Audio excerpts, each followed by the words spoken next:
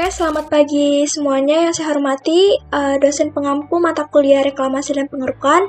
Di sini kami, kelompok 5 akan mempresentasikan rencana reklamasi dan pengerukan di Pantai Batu Kalang, Kabupaten Pesisir Selatan, Sumatera Barat. Nah, disusun oleh saya sendiri, Vivi Amelia. Selanjutnya ada Supranoto Yusuf, Amion, Muhammad Fikri Maulana, Nurul, dan Jordi Zevanya. Nah, Pantai Batu Kalang ini terletak di Nagari Ampang Pulau, yaitu Kecamatan Tarusan, Kabupaten Pesisir Selatan, Provinsi Sumatera Barat. Nah, pantai ini dikenal dengan salah satu destinasi wisata unggulan. Nah, biasanya menawarkan keindahan alam, yaitu berupa hamparan batu karang yang unik dan pesona laut biru yang memukau. Nah, selain menjadi daya tarik wisatawan, kawasan ini juga memiliki peran penting dalam mendukung perekonomian masyarakat, khususnya melalui sektor pariwisata maupun perikanan.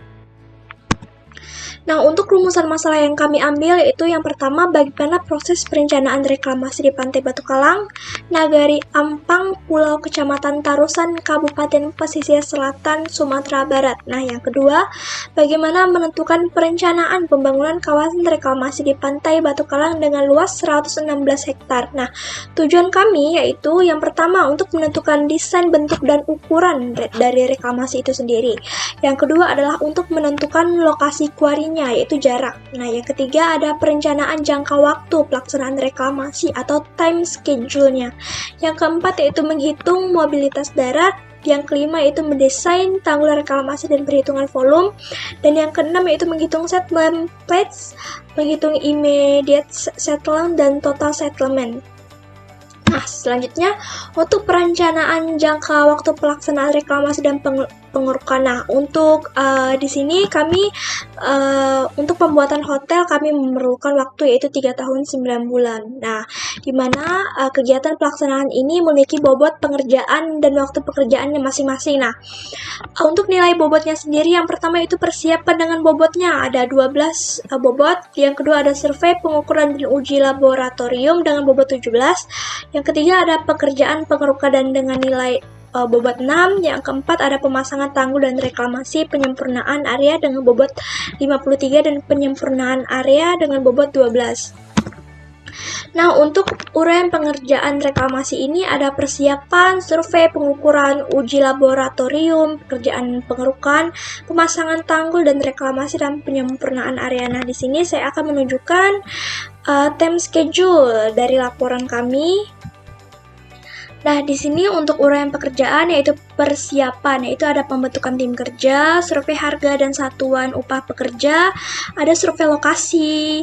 Nah, ada membuat perizinan yaitu pembangunan dan pendirian barak juga, terus pemasangan rambu-rambu dan clear area dan pembuatan akses jalan untuk menuju lokasinya, dan mobilitas peralatan reklamasi dan pengerukan dan pemasangan rambu-rambu K3 dengan nilai 12 untuk persiapan. Nah, untuk survei pengukuran dan uji laboratorium dengan bobot 17 yaitu ada data bathymetri, ada data angin, data hidrooceanografi, ada pasir, kerikil batuan, tanah, dan timbunan. Dan ada pekerjaan pengerukan yaitu dengan bobot 6 yaitu proses pengerukan. Nah, selanjutnya ada pemasangan tanggul dan reklamasi. Nah, nilainya adalah 53 bobot. Nah, dikarenakan untuk menentukan desain tanggul dengan bobot 3, ada pembuatan tanggul, pembuatan fondasi tanggul, pengadaan pemantauan jenis tanah, pengerukan tanah, pemasangan saluran reklamasi, pemasangan piringan atau lapisan reklamasi dalam tahap awal, dan pemadatan area reklamasi. Nah, selanjutnya ada pemasangan penahan reklamasi, dan ada pemasangan bagian sekunder dan primer reklamasi, dan ada penyempurnaan tahap pemasangan. Dan untuk penyempurnaan area kami mengambil 12 bobot atau 12 kali, yaitu pengembangan lahan reklamasi sesuai rencana tahap pertama dan tahap kedua. Nah, total bobot kami adalah 100. Nah, di sini juga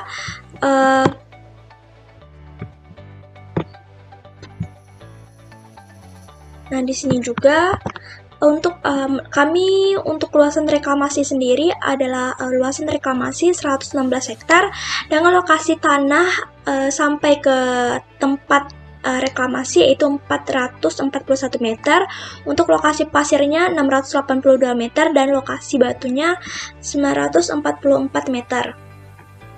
Assalamualaikum warahmatullahi wabarakatuh. Saya Muhammad Fikri Maulana dari kelompok 5 mata kuliah reklamasi dan pengurukan.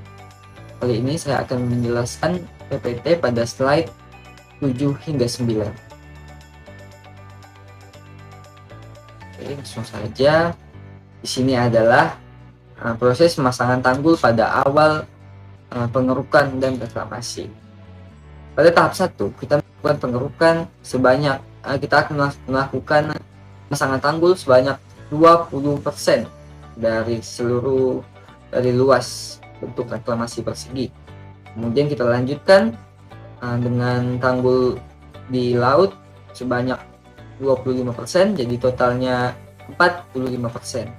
Kemudian pada tahap 3 ditambah lagi 25%, jadinya 70% tanggul. Pada tahap keempat kita lakukan tambahan sebanyak 20%, jadinya 95%. Jadinya 90% tanggul. 10% nya kita sisakan untuk pintu keluar masuk kapal. Kemudian pada slide selanjutnya, sinilah keperluan alat. Jadi untuk mobilisasi data diperlukan 4 kendaraan, 4 alat, yaitu dump truck. Yang di sini kami pilih adalah dump truck Hino FM260JD. Kemudian ada ekskavator dari Komatsu PC208, lalu ada loader dan bulldozer. Nah, pada masing-masing alat ini sudah ada data dari bucket truck, bucket ekskavator, loader, bulldozer, kemudian kecepatan ketika mengisi, kecepatan ketika memasukkan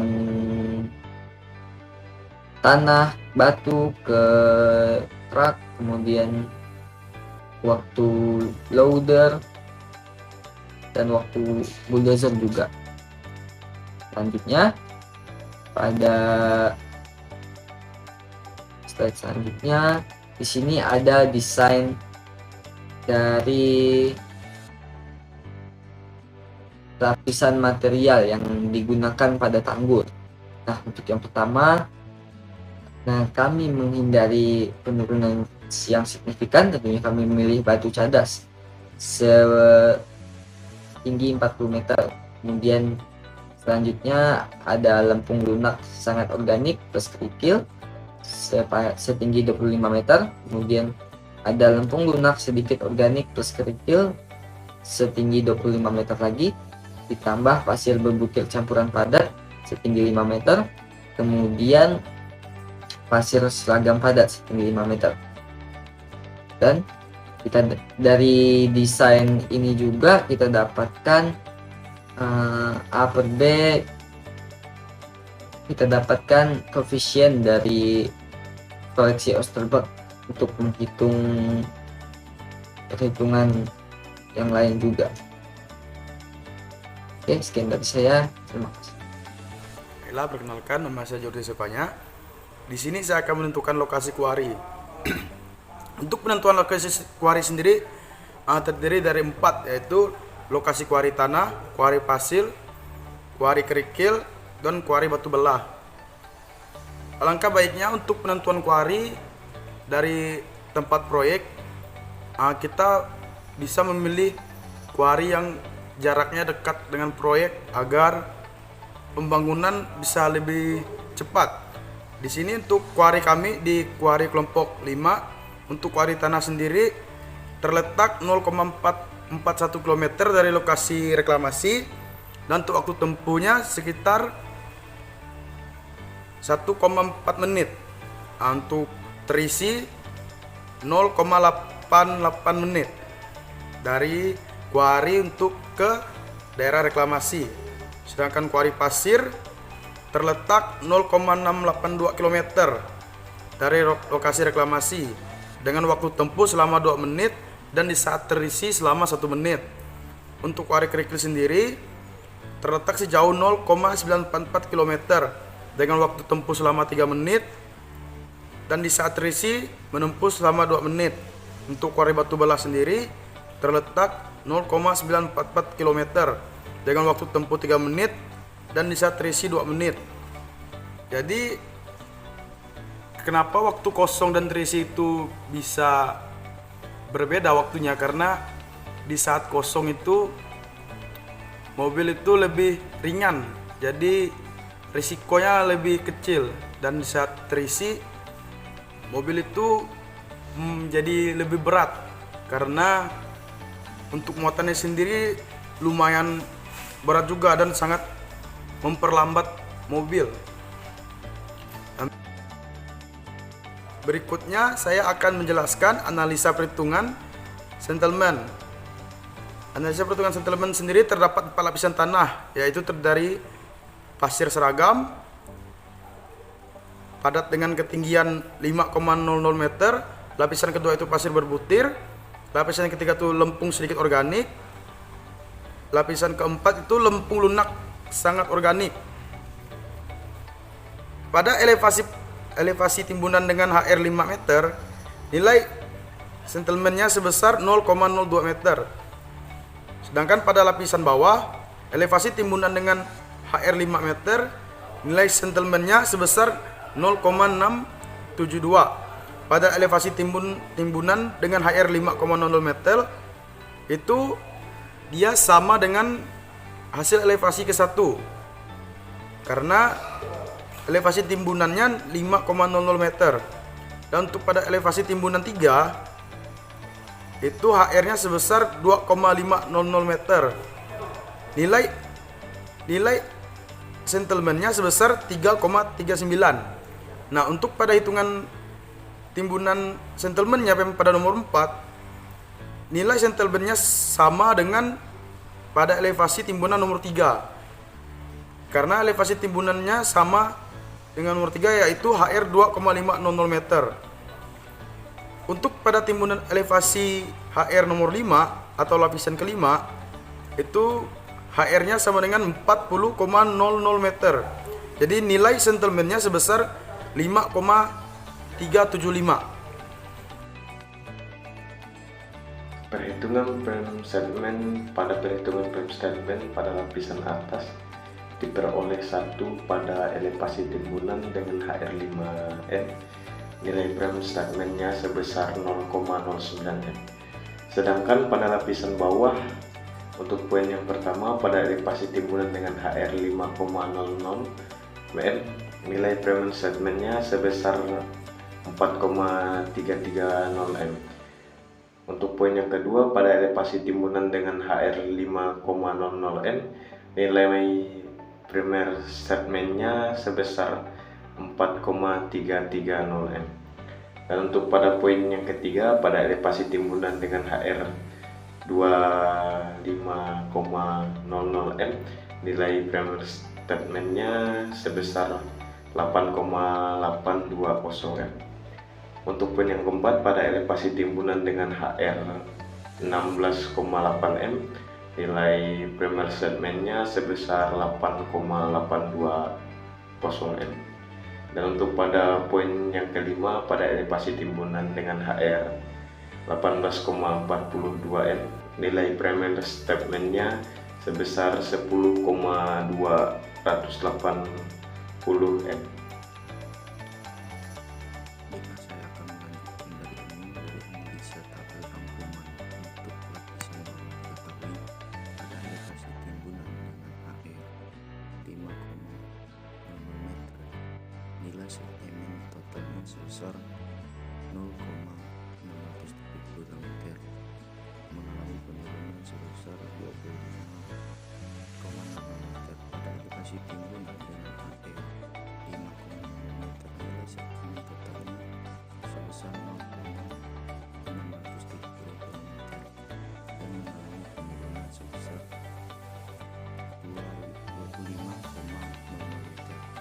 Pada elevasi timbunan dengan HR 25,00 meter, nilai settlement totalnya sebesar 3,359 meter dan mengalami penurunan sebesar 6,6 meter.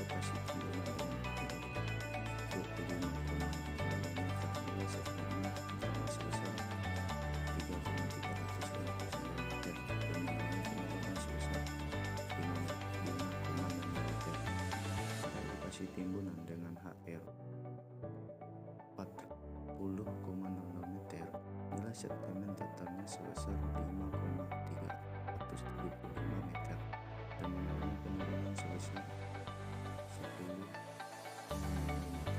Sedangkan pada lapisan atas pada elevasi timbunan dengan HR 5 meter, nilai settlement totalnya sebesar 0,029 meter dan mengalami penurunan sebesar 5 meter.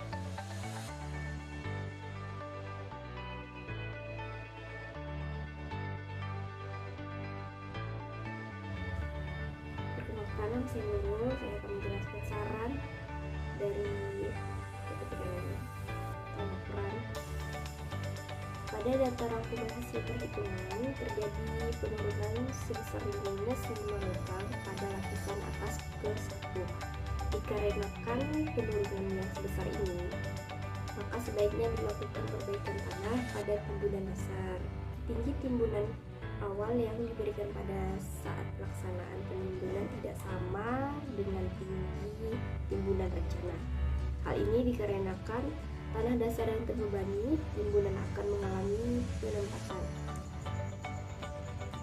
sehingga perlu dilakukan perhitungan untuk menentukan tinggi timbunan pelaksanaan dengan mempertimbangkan penempatan pada tanah asli. Jika tinggi timbunan tanah awal dikeluarkan dengan besarnya penempatan, maka didapatkan tinggi timbunan rencana. Untuk menangani masalah penambatan dan daya dukung, perlu dilakukan perbaikan tanah dasar. Salah satu cara yang umum dipakai adalah perloading. Sistem perloading adalah cara yang dilakukan untuk meningkatkan daya dukung dan menghilangkan penampatan tanah dengan cara memberi beban awal yang diberikan secara bertahap. Diperlukan juga perencanaan untuk memperkuat tanah di bawah tanggul reklamasi dengan memasang geoteksil. Mungkin itu saja yang dapat saya dan teman-teman saya sampaikan. Jika ada kesalahan kata dan kekurangan, kami mohon maaf sebesar-besarnya. Sekian dan terima kasih.